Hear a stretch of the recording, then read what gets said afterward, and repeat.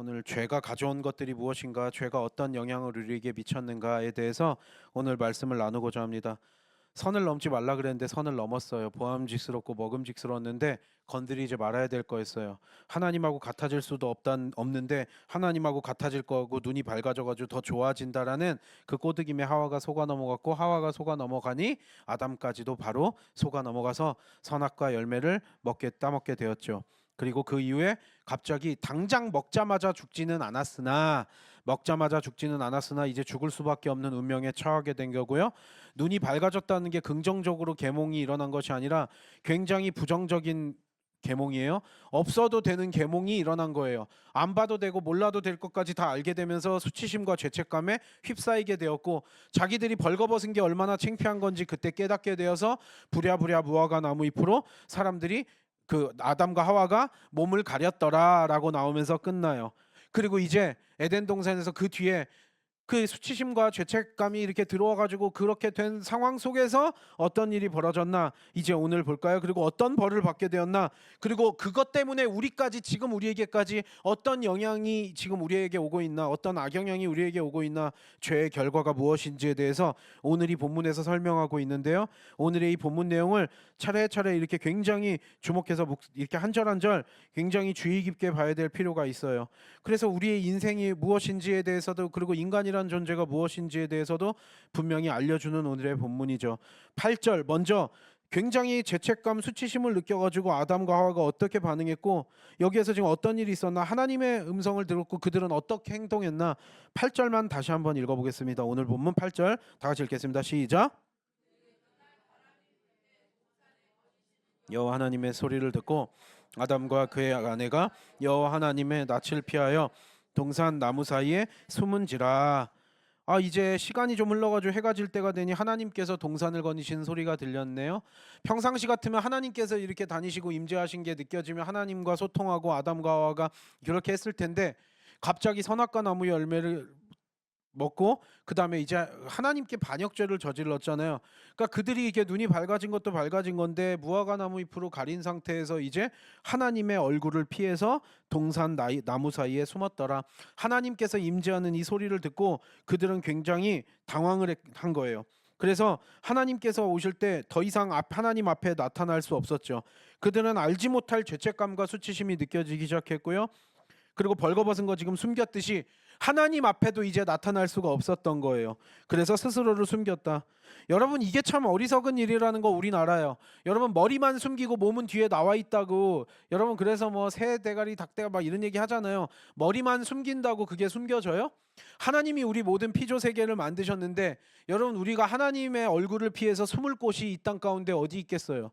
근데 인간이란 존재가 죄를 졌기 때문에 하나님을 피하고 싶었고요, 숨고 싶었어요. 근데 이게 숨고 싶다고 숨어지냐고요? 하나님 앞에 나타날 수 없는데 동산 나무 사이에 숨는다고 하나님이 모르실까요? 일단 숨고 싶었어요. 찾지 못하실까요? 인간이란 존재가 참 어리석은 거죠. 여러분, 우리가 죄를 지은 이후에 이제 하나님을 피하려고 하기 시작해요. 어떻게 하면 하나님을 도망칠 수 있을까 생각해요. 하지만 아무리 스스로를 숨기려고 해도 숨길 수가 없는 우리 인간인 거죠. 하나님으로부터 숨을 수 있을 거라고 착각하는 거예요, 인간이란 존재가. 그러면서 이제 모든 인간이, 하나님을 또 특별히 인정하지 않는 자들은 본능적으로 하나님을 피하려고 그러고 숨을 수 있다라고 생각을 하면서 지금도 그렇게 다 살아가는 거예요. 여러분, 하나님을 애써 피하려고 하고 우리가 숨어가지고 살려고 한다라는 거, 하나님이란 존재는 없다라고 애써 막 하나님이란 존재를 부정하면서 살아가는 사람들이 참으로 많이 있죠. 여러분, 그게 성경에선 뭐냐면요, 죄인이라는 증거라는 거예요. 언제부터 하나님을 그렇게 피하고 숨고 싶었다고요? 하나님이 신이라는 존재가 있는지 없는지 내 앞에서 증명하지 않은 막 이런 얘기들 하잖아요. 근데 그게 애써 숨으려고 그러고 애써 피하려고 하는 모습이라는 거예요. 그러면요, 이거는요, 우리가 죄인이라는 증거구나. 성경에서 아담과 하와가 원래 그러지 않았는데 하나님과의 관계가 깨지면서요, 사람 사이에도 관계가 깨지고요, 그리고 하나님과의 관계가 깨지다 보니까 그냥 본능적으로 피하고 숨으려고 하는 우리 인간의 모습이 나타나는 거죠. 그래서 여러분 그게 죄인이라는 증거인 거예요. 여기에서 막 애써 이게 얼마나 큰 착각이에요. 여러분 그러니까 이제 그때부터 뭐 계몽이 좋게 돼야 되는데 나쁘게 돼서 몰라야 될 것들을 알고 뭐 알아야 될 것들은 또 모르고 막 이런 식으로 되다 보니까 인간이란 존재가 착각하고 살아요. 자기가 숨을 데가 없는데도 숨을 수 있을 거라 생각해요. 거짓말하고 살짝 속인다고 속아 넘어갈 수가 없는데 그럴 거라고 생각하는 거죠. 그래서 여러분 그때부터는요 하나님하고의 관계도 깨지게 되었고요. 자기 자신에 대한 어떤 자아 분열이 일어나기 시작했어요. 이게 무슨 얘기냐면요. 여러분 이거 젊은 사람들은 모를 수도 있는데 저 어렸을 때 이게 나왔던 노래인데 그 굉장히 기독교적인 가요죠. 가시나무라는 그 가사 아세요, 여러분? 내 속에 내가 너무도 많아. 이거 아시는 분들은 아시죠?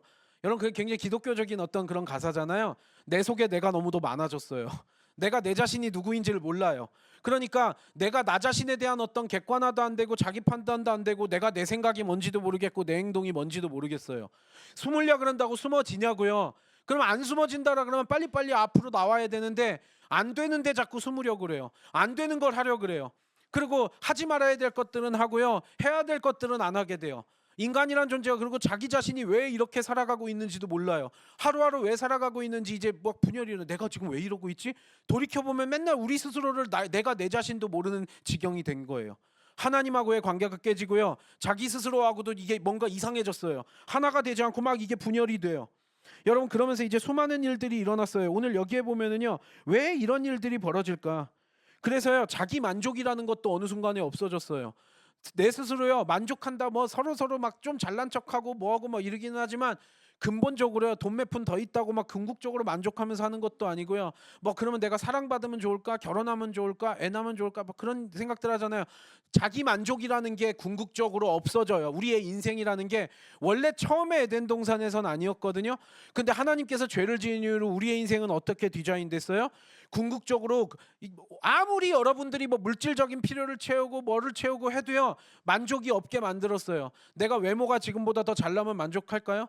돈 몇 푼이 더 있으면 만족할까요? 뭐 있어봤자 있었다가 없었다가 그것도 마음대로 되지도 않지만, 그리고 내가 남들보다 조금 똑똑하고 뭐 재능 있고 능력 있으면 만족할 수 있을 거라고 생각해요. 하지만 하나님께서는 우리의 인생을 절대 그런 것들로, 우리가 이 땅에 있는 것들로 만족하지 못하게 하나님께서 만들었고요. 그건 죄에 대한 결과라는 거예요. 여러분 거기 성경에서 오늘 본문은 그것들에 대해서 너무나 분명하게 설명을 하고 있죠. 여러분 우리의 인생이 어떻게 보면 그래서 참 허무하기도 하고요. 이게 뭔가 싶기도 해요. 내가 예수 그리스도 믿는 사람도 있고 안 믿는 사람도 마찬가지예요. 왜 살아가는지 모르면서 그냥 하루하루 살아가는데 또 그 삶을 뭐 이상하게 이상한 방향으로 열심히 살면서 이상하게 또 뭐 그렇다고 행복하지도 않아요. 여러분 우리 인생을 우리가 그렇게 인생이 디자인 되었어요. 내가 내 스스로도 모르는 지경이 됐는데요. 하나님하고의 관계가 깨지고요. 그래서 노이로제 증상 일어나요. 맨날 불안해요. 맨날 그러고요. 이게 막 충동 조절도 안 되고요. 감정 조절도 안 되고요. 좋았다 나빴다가 하고요. 조금 남들보다 좀 잘난 것 같으면 막 잘난 척하고 막 우월의식 가졌다가요. 조금 못한 것 같으면 막 열등의식 가졌다가요. 막 불안하고요. 맨날 절망에 빠지고요. 걱정 근심 속에서 하루하루 맨날 그렇게 살면서요. 심지어 내가 왜 인생 왜 사나 이러면서 자살 충동까지도 이어지게 돼요. 심하게 되면요. 그게 다 어디서 나온 거라고요? 죄에 대한 결과, 그 악영향이 여기서부터 나타나기 시작한 거예요. 자기 자아가 분열되니까 내가 내 자신도 누군지를 잘 모르겠어요. 그냥 살아가긴 하는데. 하나님하고의 관계 깨지고 자기 자신과도 잘 모르겠고요. 다른 사람들과의 관계도 깨지게 됐고요. 여러분 그래서 빌립보서 4장 13절에요. 내게 능력 주시는 자 안에서 모든 것을 할 수 있느니라, 그 유명한 구절이 있죠. 그걸 여러분 반대로 생각해 보자고요. 내게 능력 주시는 자 안에서는 우리가 모든 것을 할 수 있지만 사실 우리의 인생이요, 내게 능력 주시는 자가 없다라고 한다면, 우리의 인생을 주관하시는 우리의 하나님 아버지의 이 은혜가 없다면 사실 우리가 아무것도 아닌 존재인 거예요. 우리가 도대체 뭔데요, 인간이란 존재가. 내게 능력 주시는 자 주 안에서가 아니라면 아무 의미가 없다라는 사실. 하나님을 떠난 인간에게 자기만족이란 존재하지 않아요. 부하거나 빈하거나 건강, 뭐 조금 내가 더 건강하거나 뭐하거나 이러면 굉장히 만족할 것 같지, 안 그래요 여러분. 우리의 인생은 아무리 뭐를 발버둥 쳐도 자기만족이라는 게 없대요. 주 안에서만 그게 가능하대요. 성경은 그걸 계속 얘기하고 있어요. 그래서 여러분 예수 그리스도의 보혈의 능력 이외에는요 우리를 온전하게 자유롭게 할 수 있는 게 없어요. 계속 족쇄 채워넣는 듯이 우리는 그렇게 살아가는 거예요. 이거 하면 행복할 거다, 저거 하면 행복할 거다, 그런 세상의 속삭임들이 다 거짓말이라는 거예요. 그 순간일 뿐이라는 거예요. 어떤 목적을 막 세워놓고 그걸 달성하면 그 순간의 성취감 기쁨이 약간은 있지만 그 순간 지나면 바로 사라져 버려요. 얼마나 허무한 삶이에요.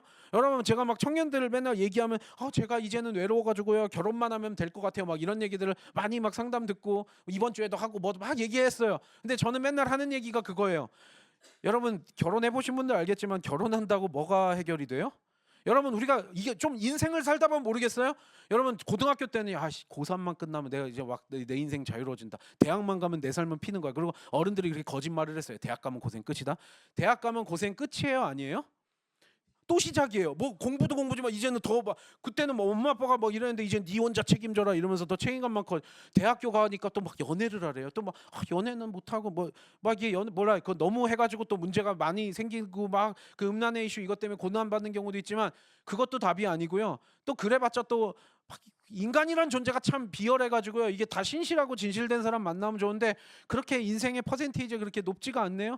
그리고 또 나랑 맞는 사람 중에 또 막 이게 또 쉽지가 않아. 연애하면 될 거라고 하는데 아니었어요. 또 그러니까 이제는 결혼해가지고 안정적인 가정을 꾸리면 된대요. 안 돼요. 여러분 결혼한다고 뭐가 바뀌는데 더 고생 시작이죠. 그리고 또 자식만 나면 좀 이게 그래 야 우리 둘이 사는데 한계가 있대. 우린 자식이 필요해. 그래서 자식을 낳아요. 그럼 또 시작이에요. 또 다른 시작이고 거기에 짐이 더 얹어지고 그 자식이 이제 결혼하고 이제 애만 키워놓으면 돼. 아니에요. 우리나라는 특히 더 아니에요. 여러분 우리가 인생을 살다 보면 이제 깨달아야죠. 그럼 내가 이제 30평짜리 집 사면 이제 우리 집이 펴지고 행복할 거야. 그럼 안정적으로 될 거야. 그래서 30평짜리 집을 샀어요. 그러면은 이제 우리 삶이 끝나서 행복했어 이래요. 이제 조금 점프해가지고 뭐 해가지고 이제 50평으로 가는 게 우리 목표예요. 제가 이런 얘기 들으려 여러분 근데 이게 안 믿는 사람도 이런 얘기를 하는데요. 제가 그냥 믿는 사람들 신방 가도 이 얘기예요. 이번에 30평 집 뭐 신방 가고 이러면 축하드려요. 이러면 이제 뭐 목표가 있대요. 뭐 5년 뒤 10년 뒤에는 이제 평수를 또 이제 다시 다음에 32평이니까 49평 갔다가요. 50 몇 평 막 이렇게 가겠대. 그러니까 알겠는데 그 예수 믿는 사람들이 그거를 이렇게 달성하면서 평수 늘리다가 인생 끝나기엔 너무나 우리의 인생이 너무나 허접하지 않아요? 여러분 근데요 그거를 인생의 목표로 듣고 사는 사람들이 심지어 교회 다니는 사람들 중에도 많이 있더라고요. 여러분 근데 그 목표에 이르면 정말로 행복해져요? 집만 사면 행복해져요? 뭐만 하면 행복해져요? 저도요 얘기하면 신학 공부할 때요 막 영어로 막 공부하고 막 이러니까 막 토 나올 것 같아요. 진짜 막 맨날 구역질 막 하면서 공부했거든요. 힘들어서. 근데 그러면 공부만 끝나면 돼. 이제 사역을 하면 돼. 막 이래가지고 신학교 졸업하고 석사하고 목사 안수만 받으면 돼. 이러면 나을 거 아니었어요. 신학교 생활이 얼마나 행복했는지 지금 처절하게 아무리 그때가 힘들었어도 목사하는 것보다 낫더라고요. 그리고 뭐 몰라요. 뭐 거기에 그때 힘든 건 있겠지만 가중되는 이런 거나 뭐나 거기에 결혼했지 뭐 했지 목사 안수 받고 사역하고 이걸 해야 되나 말해야 하나님 목사를 내려놓게 하시면 뭐 딴 거에 순종하고 뭐 별 기도를 다 해요. 아니었어요, 여러분. 목사가 된다고 그게 아니라 앞으로도 모르겠어요. 그래서 그런 기도도 의미가 없다라는 걸 알아요. 하나님 지금보다 조금 부흥되면 이제 좋을 것 같아요. 지금 우리 교회 어렵고 막 근근하게 이렇게 되는데 근데 그런 면 듣고 그 나름대로의 또 이슈가 있다라는 걸 알아요. 지금보다 우리 교회 상황이 조금 더 좋아지면 좋아질까요? 근데 그렇다고 막 우리가 갑자기 막 만족하고 막 목사로서 갑자기 막 이렇게 되지 않는다는 걸 우리는 알아요. 이제 인생을 살다 보면 그걸 깨달아야 되죠. 왜요? 자기 만족이라는 게 없기에 우리의 인생이 디자인 되었는데 어떡해요? 남들한테 인정받고 사랑받고 돈 몇 푼 더 있고 좀 더 지금보다 뭐 이러면 나을 거라 생각하는데 그런 게 없다라고 성경에서 얼마나 많이 계속적으로 66권에서 계속 이야기하고 있어요. 근데 없대는데 왜 자꾸 그걸 찾으려고 그러냐고요. 그리스도 안에서만 그게 가능한 거지 그리스도 밖에서는 찾을 수 없게 돼 있어요. 세상에 있는 사람들이 저렇게 그냥 살아가면서도 막 자기 잘났다고 살아가는 거 그것도 죄의 결과라는 거예요. 왜 우리 특별히 한국 사람도 마찬가지잖아요. 하나님을 떠난 주 밖에서는 아무것도 우리가 만족이 없다라는 사실. 여러분 이제 이 뒤에 볼까요? 이제 하나님께서 아담을 찾아오세요. 9절 한번 다 같이 읽겠습니다. 오늘 본문 9절 다 같이 읽겠습니다. 시작.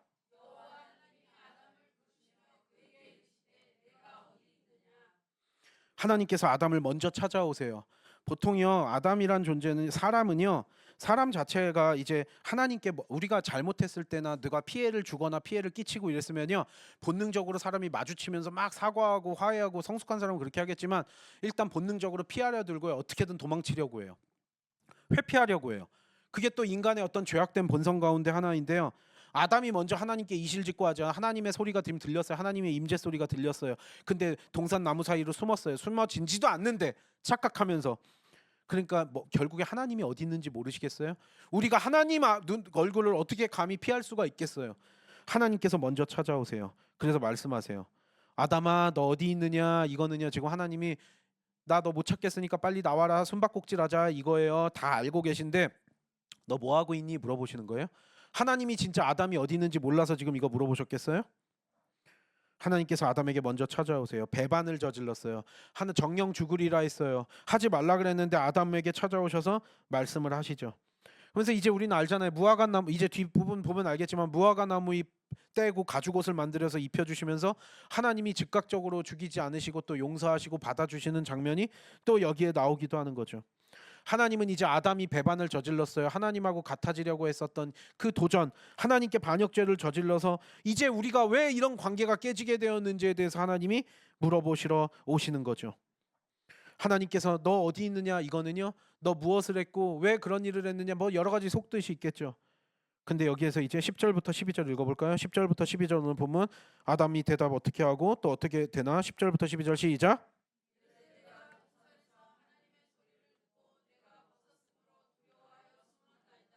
이르시되 누가 너의 벗었음을 내가 내게 먹지 말라 명한 그 나무 열매를 내가 먹었느냐?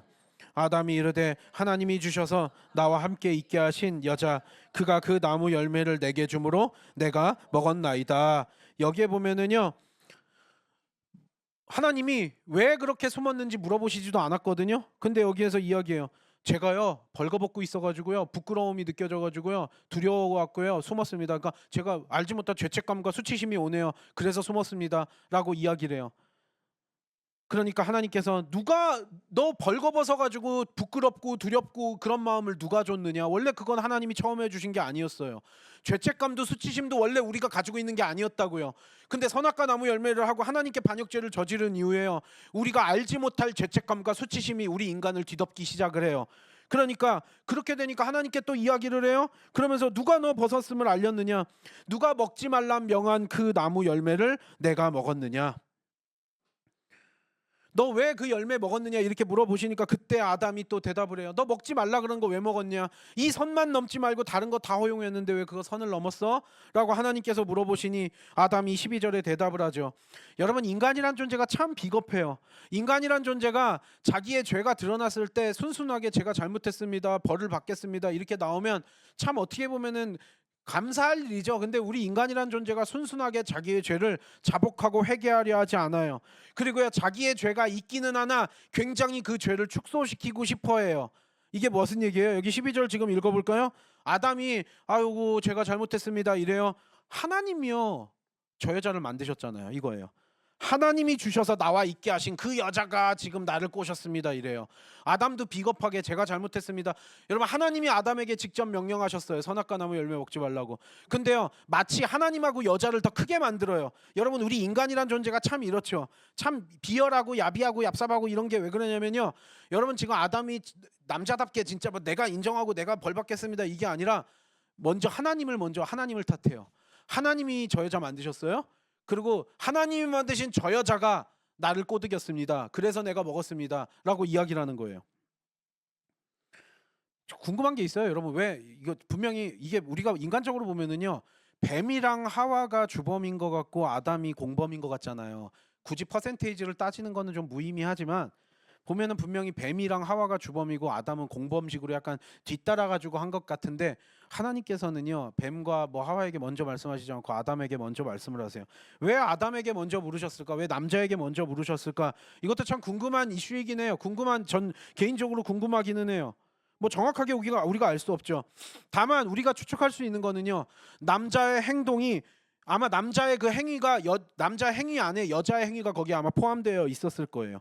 그리고요, 분명히 우리가 봤을 때는 주범이 하와랑 뱀 아니야라고 생각할 수 있겠지만 하나님께서는 분명히 아담인 남자에게 우선적인 책임이 있다라고 물으시는 것 같아요.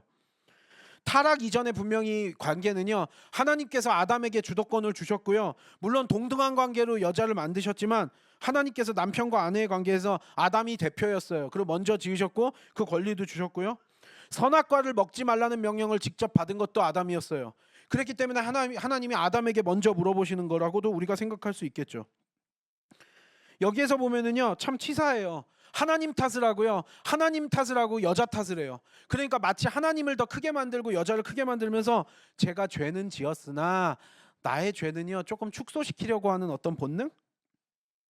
그러면서 정당화 합리화시키는 거죠. 아니 하나님이 먼저 저 여자를 만드셨어요. 그리고 저 여자가 저를 막 꼬드기니까 제가 먹었습니다라고 하면서 자기의 죄를 아예 인정하지 않는 것은 아니나 내 죄를 축소하면서 하나님 탓도 있고요. 이거 여인 탓도 있습니다. 이렇게 몰아가는 거예요.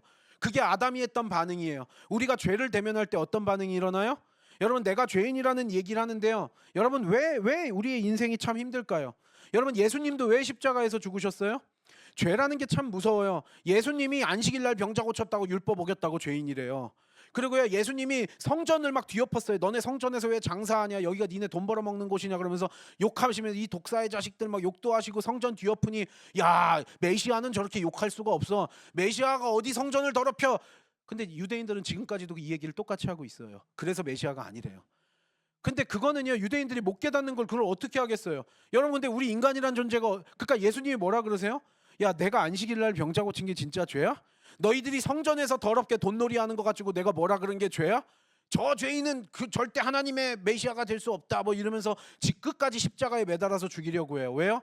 바리새인들 지적해요. 야 너네들도 뒤에선 똑같이 나쁜 짓 하면서 왜 저 사람들 천하다 뭐하다 하면서 저 사람들 다 돌 던지고 니네들이 맘대로 그렇게 판단하냐? 너네나 쟤네나 똑같다. 예수님이 그러시니까 그거 용납 안 해서 돌 던지서 죽이려고 하고 십자가에 결국 매달아서 죽이는 거 아니에요? 인간이란 존재가?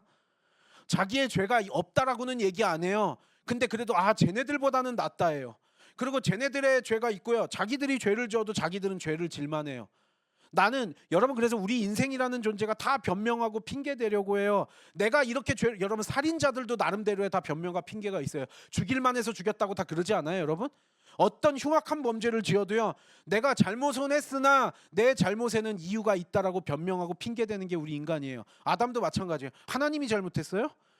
하나님이 여자 만들었잖아요. 그리고 저 여자가 날 꼬셨어요. 이러면서 넘기려고 하는 게 우리 인간의 어떤 비겁한 어떤 죄악된 본성인 거죠. 그러면서 남들을 여러분 왜 은혜 이야기를 우리가 로마서도 봤지만 여러분 로마서를 볼 때마다 우리가 너희들이 은혜기 때문에 너희들이 구원받는 거 예수 그리스도의 전적인 은혜이지 니네들이 잘난 척할 거 없지 않느냐? 왜 신약 성경에서 계속 예수님부터 사도들 다 왜 이야기하고 우리가 지금 왜 예수 그리스도를 믿고 있을까요? 그런데요 내가 조금 이렇게 좀 착하게 살고 뭐하게 살고 이러면은요 내가 죄 없다라고는 말 못하겠지만 그래도 저 사람보단 낫다라는 거예요. 내 삶을 이렇게 살았기 때문에 나는 이렇게 내 인격은 이렇게 형성이 됐고 나는 이런 거짓말을 할 수밖에 없었고 나는 이런 죄를 질 수밖에 없었고 이런 것들은 하나님도 이해해줘야 되지 않을까? 그리고 저 사람도 이해해줘야 되지 않을까? 100대 0 잘못했을 때조차도 비겁한 변명이 생기는데 8대 2나 뭐 5대 5 정도 되면은요 거의 내 죄는 없는 것처럼 하고 제가 잘못했어요 하면서 손가락질하면서 내 죄가 없다고 말 못해요. 내 죄를 굉장히 축소시키려고 방어적으로 그렇게 하는 거죠. 아담의 모습을 보면서 우리의 모습이 이와 똑같다는 사실을 알게 되는 거죠. 그렇게 정당화 합리화를 기가 막히게 본능적으로 하는 게 우리들이에요. 지능이 높다고 낮다고 이게 아니라 본능적으로 자기 방어하면서 나는 그래도 내 죄는 적다라고 그렇게 축소시키려고 하는 게 우리 인간이라는 거죠. 아담은 지금 그렇게 비겁하게 반응해요. 완전히 우리의 모습과 똑같죠. 13절을 읽어볼까요? 오늘 보면 13절 읽겠습니다. 시작. 내가 어찌하여 이렇게 하였느냐? 여자가 이르되 뱀이 나를 꿰므로 내가 먹었나이다. 여자는 여자대로 또 자기가 일단 자기가 속아 넘어갔다는 건 인정 정도는 하는 것 같아요. 하지만 하와도 순순히 제가 잘못했습니다라고 해요. 또 하와는 뱀 탓을 해요. 뱀이 저 뱀이요 막 매력적인 제안을 하니까 제가 속아 넘어갔습니다라고 또 변명을 하는 거죠. 아담이나 하와나 여인도 여인대로 내가 속아 넘어갔다라는 것 정도는 인정을 했지만 그렇게 나를 속아 넘긴 저 나쁜 놈이 잘못이에요 뭐 이 정도로 이야기할 수 있을까요? 저 뱀 잘못이에요라고 이야기를 하면서 또 뱀 탓을 하는 거죠. 자기가 하나님께 반역죄 저지른 건 순순히 인정하지 않아요. 그러면서 죄를 넘겨버리는 거죠. 여러분 여기에서 이제 뱀을 먼저 심판하세요. 남자와 여자에게 이 죄가 어떤 영향을 끼쳤는지 이게 뭐 악영향 우리가 설명하기 전에 일단 뱀을 먼저 심판하세요. 14절 15절 읽어볼까요? 14절 15절 시작.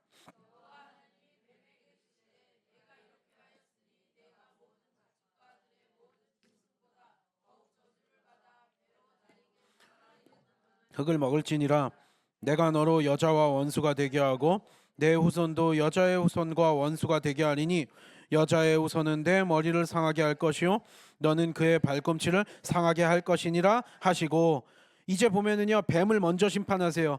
하나님께서는요 이제 너 이동할 때 너 이제 배로 다니게 될 거고 너 여자와 여자 후손과 인간과 적대 관계가 될 거야. 그러니까 저주를 하는 거죠. 이 15절이 굉장히 어려운 구절이라 여러 가지로 해석이 돼요. 인간과 뱀 사이의 어떤 이런 적대 관계가 형성이 된 것에 대한 설명이기도 하지만 우리 복음주의자들이 이걸 어떻게 해석하냐면 이 15절부터가 예수 그리스도의 복음이랑 연결된다라고 이해하고 있어요. 머리를 상하게 해요. 그 사탄 마귀, 여러분 이게 요한계시록 12장이랑 20절에 보면은요 옛 뱀이라고 설명하면서 이 뱀이 사탄이라고 분명히 지목을 해줘요. 요한계시록의 뒤에 보면은요 이 뱀이 사탄이에요. 이 사탄의 머리는 상하게 될 거예요. 여자의 후손이. 여러분 그래서 이 창세기 3장 15절이 결국 죄를 지었을 때부터 하나님께서 예수 그리스도를 통한 구원 계획을 세우셨다라는 사실을 여기에서 우리가 알 수 있다라는 거죠. 그들은 심각하게 예수 그리스도의 그 보혈의 능력 아래 패배하게 될 거예요. 머리가 상하게 될 거예요. 그들이 발꿈치를 상하게 할지라도 머리 상하는 거하고는 비교가 안 돼요.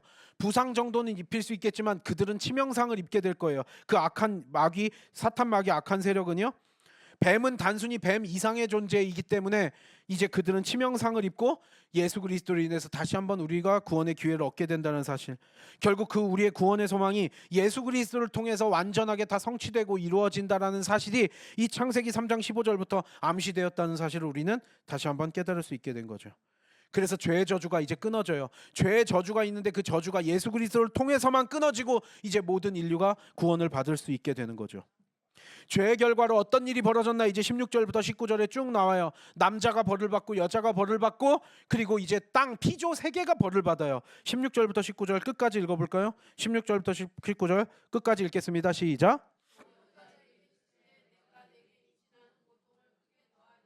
내가 수고하고 자식을 낳을 것이며 너는 남편을 원하고 남편은 너를 다스릴 것이니라 하시고 아담에게 이르시되 내가 내 아내의 말을 듣고 내가 내게 먹지 말라 한 나무의 열매를 먹었은즉 땅은 너로 말미암아 저주를 받고 너는 내 평생에 수고하여야 그 소산을 먹으리라. 땅이 내게 가시덤불과 엉겅퀴를 낼 것이라. 내가 먹을 것은 밭의 채소인즉 내가 흙으로 돌아갈 때까지 얼굴에 땀을 흘려야 먹을 것을 먹으리니 내가 그것에서 취함을 입었음이라. 너는 흙이니 흙으로 돌아갈 것이니라 하시니라. 죽음이 시작되었어요. 너희 정령 죽으리라 그래가지고 이제 흙으로 돌아가게 되고 죽음을 맛보게 될 거예요. 우리의 수명이 원래 그렇지 않았는데 이제 생명나무 열매도 먹지 못하고요. 우리의 인생이 너무나 허무하게 너무나 짧게 끝나는 우리의 인생이 되어버렸어요. 죽음이 시작되었어요. 뭐 열매를 먹자마자 바로 죽은 것은 아니나 우리의 인생이라는 게 너무나 짧은 인생이 되어버렸어요. 그리고 아까 이야기했듯이 여러분 여기에 보면 이제 나와요. 남자들 원래요 하나님께서 에덴 동산에서도 에덴 동산을 관리하고 경작하는 일을 주셨어요. 하지만 그때는 즐겁게 놀면서 즐겁게 일 적당히 하면 얼마든지 먹고 살 수 있게 만드셨대요. 하지만 여자는요 특별히 여자도 마찬가지예요. 여자도 원래 애 낳았을 때 그렇게 고통을 겪지 않아도 될 일인데 너희들 임신하고 애 낳고 애 키우고 뭐 하는데 이제 너희들 고통을 겪게 될 거야. 그리고 분명히 부족한 게 많은 남자인데 너희들은 남자를 원하게 될 거고 너희들은 남자의 지배를 받게 될 거야. 그게 죄의 결과로 이어졌다라는 거예요. 참 이게 인생이라는 게 그래요. 그래서 우리의 인생이 수고스럽게 됐어요. 땅에서도요 가시덤불과 엉겅퀴가 나지 않았어요. 막 잡초나고 뭐나고 이런 게 아니라 씨 뿌리면 그냥 무럭무럭 잘 자라고 이렇게 얼마든지 쉽게 먹고 살 수 있었는데 여러분 인생들이 이제 남자들도 수고해서 땀 흘리지 않으면 입에 풀칠을 못한대요. 여러분 우리의 인생이 참 보면 수고스럽잖아요. 여러분 우리 대한민국 사람들이 요즘에 막 끼니 걱정하는 사람들은 없다고요. 밥은 어떻게든 먹어요. 뭐 그 퀄리티의 문제겠지만 근데 여러분 2025년 지금도요 우리가 선교 다녀보면 알겠지만 아직도 끼니 걱정하는 사람들이 전 세계에 얼마나 많이 있는지 여러분 우리가 상위권에 있는 여러분 우리가 좀 풍요로운 곳에서 지금 이 순간에 살고 있어서 그랬지 우리 대한민국도 몇십 년 전만 하더라도 끼니 걱정하는 사람 많았다 그러고요.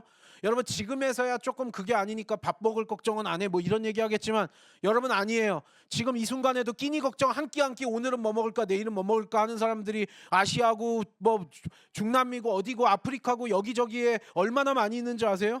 그리고 우리나라가 지금 노숙자졌지만 저도 외국에 유럽에 있고 뭐하고 했지만 얼마나 길거리마다 뭐 이렇게 많은지 아세요 여러분? 여러분 우리가 내가 밥을 안 굶는다고 그게 아니에요. 우리의 인생이 그렇게 수고스럽게 일하지 않으면 먹고 살 수 없게끔 간신히 입에 풀칠하면서 살게끔 우리의 인생을 수고스럽게 하나님이 만드셨대요. 어쩔 수 없는 거예요. 자기 만족도 없어졌고요. 궁극적인 행복도 우리가 누릴 수 없고요. 그리고 우리는 수고스러워야 되고요. 그건 남자도 남자대로 힘들고요. 여자도 여자대로 힘들어야 살아요.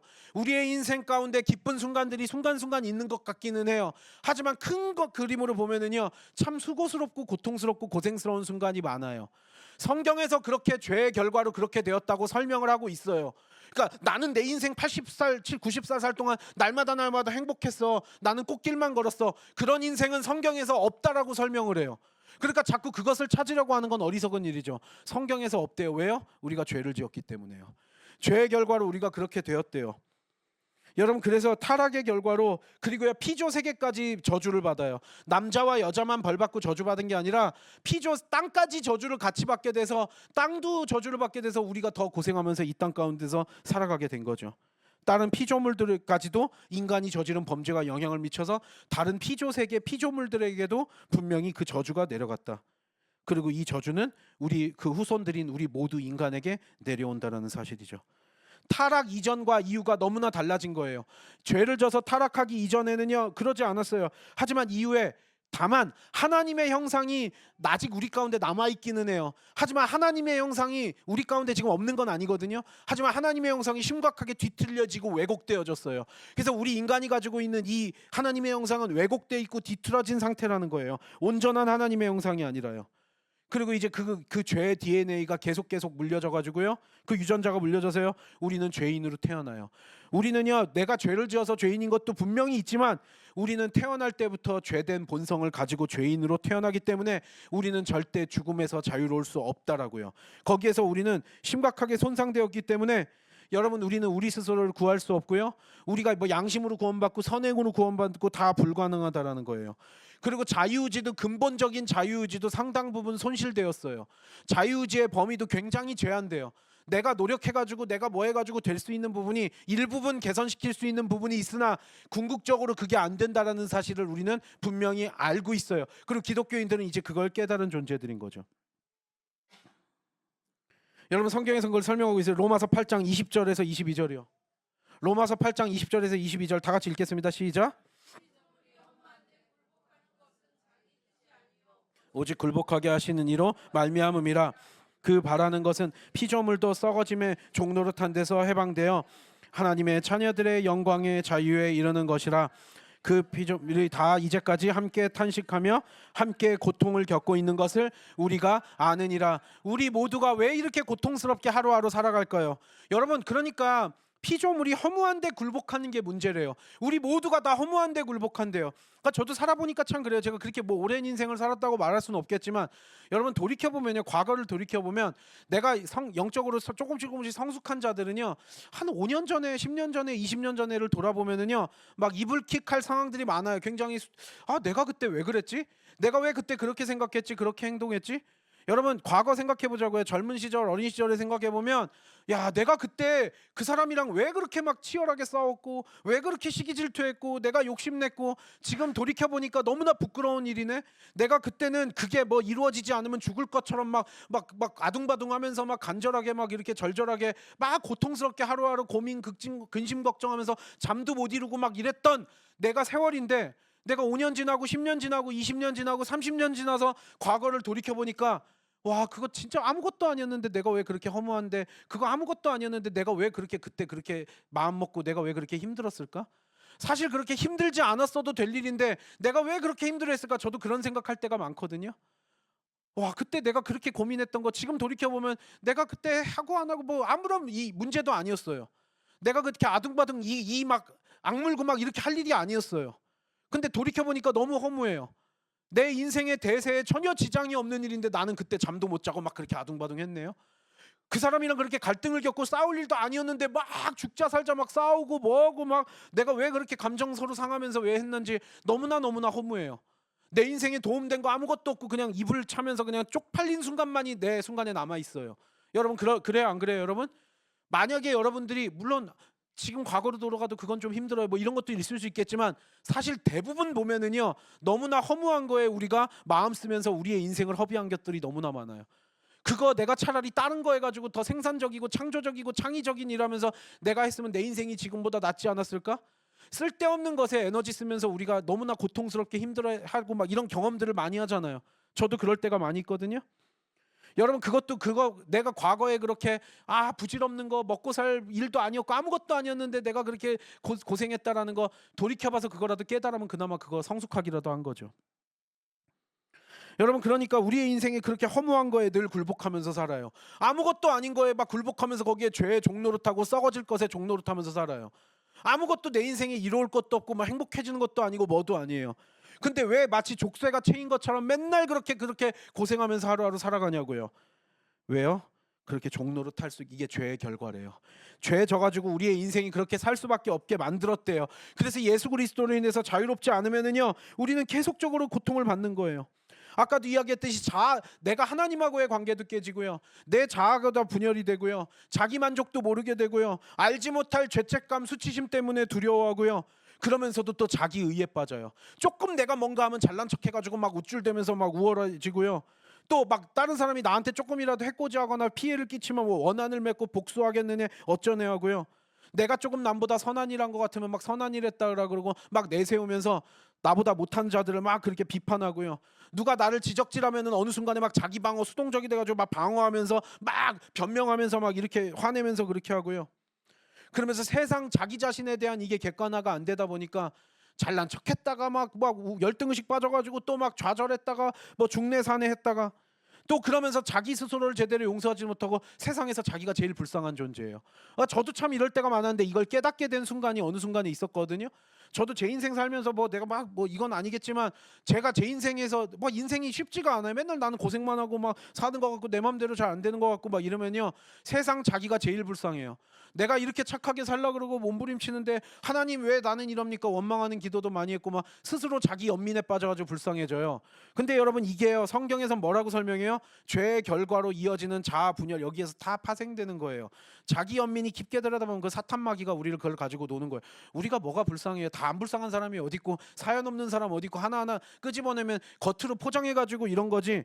여러분 그래서 쓸데없이 자기 스스로 막 우쭐대는 것도 이것도 문제고요. 막 자기 연민에 깊이 빠져가지고 막 우울해지고 막 좌절하고 인생 사내만에 하는 것도요. 사탄 마귀가 우리를 가지고 논다라는 걸 영적인 세계를 제가 깨닫게 되고 하나님의 말씀 깨닫게 되고 이러면서 조금씩 깨닫게 되더라고요. 저도 그러니까 그런 것들이 참 많았거든요. 근데 그게 그리스도의 보혈의 능력 안에서 그런 것들이 얼마나 하나님께서 기뻐하시지 않는 죄의 결과인지를 깨닫게 돼요. 하나님하고의 관계도 깨지고 나 자신도 내 속에 내가 너무나 많아져서 잘 모르겠고요. 그리고 진짜 해야 될 생각들은 안 하고 안 해야 될 생각과 행동들은 또 하고 있고요. 그리고 인간과 인간 사이의 관계도 다 파괴가 돼 버렸어요. 그러니까 이 모든 저주 가운데 우리가 지금 하루하루 살아가고 있고 썩어질 것에 그냥 종노릇하면서 하루하루 살아가고 있다라는 거죠. 그래서 우리가 예수 그리스도 이외에는 우리가 이것들에서 벗어날 방법이 없구나. 그래서 우리는 올 하나는 공고한 자로다 그렇게 살아갈 수밖에 없다라는 거죠. 로마서 3장 그게 다 죄의 결과래요. 예수 그리스도의 복음을 설명하기 위해 이것부터가 인식이 명확히 돼야 돼요. 로마서 3장 22절부터 24절이요. 다 같이 읽겠습니다. 시작. 믿음으로 말미암아 모든 믿는 자에게 미치는 하나님의 의니 차별이 없느니라. 모든 사람이 죄를 범하였음에 하나님의 영광에 이르지 못하더니 그리스도 예수 안에 있는 속량으로 말미암아 하나님의 은혜로 값없이 의롭다 하심을 얻은 자 되었느니라. 여러분 그래서 우리가 죄를 져서 하나님의 영광에 이를 수도 없고요. 우리의 인생이라는 게 자기 스스로도 어찌할 바 없는 그런 인생이 되어버렸고요. 그거는 우리 누구나 다 예외 없이 우리 모두가 다 죄인이기 때문에 그렇다라는 거예요. 그게 에덴 동산에서의 그 반역 사건으로부터 시작이 돼서 지금 우리에게까지 이어져 오고 있다라는 거죠. 그리고 이거는 아담과 하와가 에덴 동산에서만 저지른 문제가 아니라 이 문제는 지금 나에게까지 지금 우리 모두에게 다 해당되는 문제임을 우리가 명확히 인식하고 고백해야 될 줄 믿습니다. 그래서 예수 그리스도의 은혜 없이는 우리는 결코 살 수 없어요. 우리는 소망이 없어요. 그 이외에 그러면 우리의 인생을 살다 보면 이제 빨리빨리 깨달아야 되는데, 여러분, 그래서 우리가 하나님을 인정하지 않는 자들, 근데 예수 믿는 자들도 이게 교회도 오래 다녔다 그러는데도 이게 안 되는 경우들이 많아요. 뭘 도대체 찾아보시려고요? 뭘 도대체 찾으려고? 하나님이 없다잖아요. 그게 죄의 결과로 그게 된다잖아요. 그럼 우리가 빨리빨리 깨닫고 예수 그리스도 붙들고 살아가면 우리의 인생이 주의 자녀답게 우리가 그렇게 빛 가운데서 살아갈 수 있는데, 아직도 어둠 가운데 있는 자들은 내 인생에 무슨 해답이 있을 거라고 계속적으로 몸부림치면서 찾아보려고 아둥바둥해요. 여러분, 노력하면서 개선시킬 수 있는 부분이 아주 일부분 약간의 유익은 있을 수 있어요. 내가 조금 노력하면 어느 정도 조금 더 나아질 수 있고 뭐 있고 이런 부분이 있지만, 우리의 자유의지 자체도 심각하게 타격을 받은 상태이기 때문에요, 우리의 근본적인 인생을 우리가 바꿀 수 없다라는 걸 알아요. 노력한다고 되냐고요? 여러분, 막 하다못해요, 우리가 선교 다니면서 많이 깨닫는 거, 대한민국 사람들은요, 공부라도 열심히 하면 성공의 길이라도 열리는 그거라도 우리는 있어요. 근데 이 나라 저 나라 이게 막 개발도 안 되고 이런 나라들 가보면은요, 우리가 딱 보면 알아요. 이 친구들이 진짜 막 끼니 걱정하고 뭐하고 사는데, 얘네들이 공부해가지고 뭐 올라가고 뭐하고 뭐 꿈이라도 꿀 수 있는 그렇지 못한 나라들도 지금 이 순간에도 얼마나 많다라는 거, 여러분, 우리가 이 나라 저 나라 선교 다녀보면 알아요, 몰라요? 여러분, 발버둥 쳐도 되는 데가 있고 안 되는 데가 있고요. 그리고 마찬가지, 우리도 지금 대한민국에 태어났으니 우리가 지금 누리고 있는 이 수많은 것들, 그리고 종교의 자유를 누려서 우리가 예수 그리스도 마음껏 예배드리면서 우리가 은혜 감사하면서 살 수 있는 이 모든 것도 하나님이 은혜로 허락하셨기 때문에 가능한 거 아니에요? 발버둥 쳐서 되는 게 아주 지극히 일부분이라는 사실을 빨리 깨달으면은요, 힘들어하지 않고 예수 그리스도 붙들면 그때부터 하나님의 은혜가 주어지기 시작해요. 자기 막 분열하면서 막 그 죄에 막 썩어짐의 종로로 타다가, 여러분, 그래서 이거 여러분들이 영적으로 성숙한 자들이면 그걸 깨닫게 될 거예요. 예전에는요, 막 안달복달하면서 이래요. 막 이번 주에도 누구 상담하고 뭐하고 하면 저는 이런 것들 막 자기 인생 얘기하면서 막 힘들어 막 얘기하는데, 어느 순간에 영적으로 성숙하게 되면은요, 그 얘기한다고 그 사람이 바로 와닿지는 않을지 몰라도 내가 약간 더 위에 올라서 가지고, 그것도 그거죠. 남 또 훈수는 또 잘 두게 돼 있는 게 또 우리 인간들이잖아요. 저럴 일이 아닌데라고 하면서 내 안에 여유가 좀 생겨요. 아이고, 저렇게까지 저게 할 일이 아닌데 막. 근데 그게 진심이에요. 근데 그런다고 알아듣지는 못하겠죠. 근데 우리가 영적으로 성숙해지기 시작하면은요, 예전에 내가 막 돈 몇 푼 갖다가 왜 저렇게 막 죽자사자 했을까? 뭐 남편이 뭐 아내가 자식이 뭐 속색이고 가족이 친구가 막 뭐 직장이 뭐 내 나 왜 세상은 나를 인정 안 해주고 막 이런 걸로 힘들어요. 근데 그게 내가 발버둥 친다고 안 된다는 걸 이제 어느 순간 영적인 세계를 깨달으면서 하나님의 은혜와 뜻을 알게 되면, 이제 어느 순간에 거기에서 조금씩 자유로워지게 돼요. 그러니까 안달복달하고 해서 막 이렇게 한다라는 게 큰 의미가 없다라는 걸 알아요.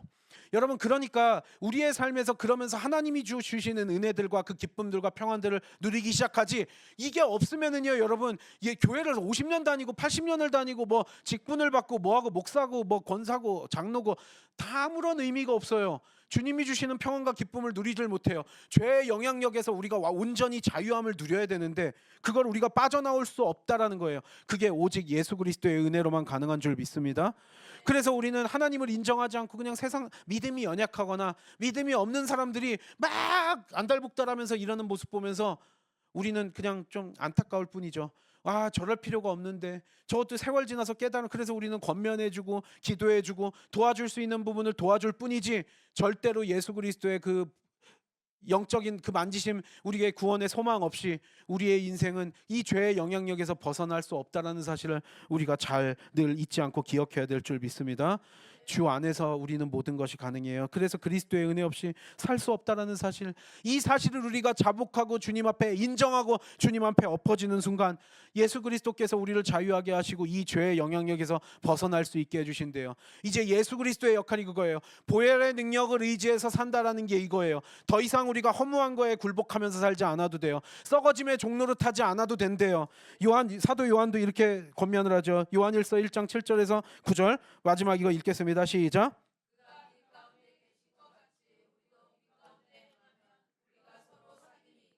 그 아들 예수의 피가 우리를 모든 죄에서 깨끗하게 하실 것이요, 만일 우리가 죄가 없다고 말하면 스스로 속이고 또 진리가 우리 속에 있지 아니할 것이요, 만일 우리가 우리 죄를 자백하면 그는 미쁘시고 의로우사 우리 죄를 사하시며 우리를 모든 불의에서 깨끗하게 하실 것이요. 죄 없다고요? 나름대로 합리화시키고 정당화시키면서 내 죄는 축소해 보려고 그러고 하나님 탓이고요. 제 탓이고요. 제 탓이고요. 우리가 이러면서 살아가는 게 얼마나 무의미하고 어리석은 일인지를 깨달아요. 하나님, 제가 이 죄, 내가 짓는 죄도 있지만 내가 이렇게 죄인으로 태어나서 내가 죄인으로서 하나님의 형상이 손상된 채로 이렇게 살고 있습니다. 근데 성경에서도 그렇고 하나님께서 영적인 세계 알게 하시고 이제 그리스도 그 보혈의 능력으로 인해서 이제 더 우리가 여기에서 벗어날 수 있는 그것을 얻었습니다. 주님, 내가 이제 죄 없다고 하지 않을게요. 변명하고 핑계대면서 자기 합리화, 자기 정당화하면서 남 탓하면서 남 비판하면서 이런 게 아니라 내가 죄인임을 주님 앞에 온전히 인정합니다. 주님의 그 구원의 그 보혈의 능력 없이 나는 구원받을 수 없습니다. 고백하면서 자백할 때 미쁘시고 신실하시고 의로우신 우리 아버지 하나님께서 우리 죄를 사하시고 우리를 모든 불의에서 깨끗하게 해주실 줄 믿습니다. 그래서 우리가 이제 그 주 안에서의 자유함을 누리고 살게 될 줄 믿습니다. 그거 없이 우리는 절대로 궁극적인 행복을 누릴 수가 없다라는 사실 늘 기억하고 주님의 은혜, 성령 충만함으로 하루하루 살아가는 우리가 되길 원합니다. 그 은혜로 날마다 예수 그리스도 닮아가고 빛 가운데 거하면서 승리하는 저와 여러분 우리 거룩한 십자의 모든 성도들 되기를 소망합니다. 찬양하고 기도하겠습니다.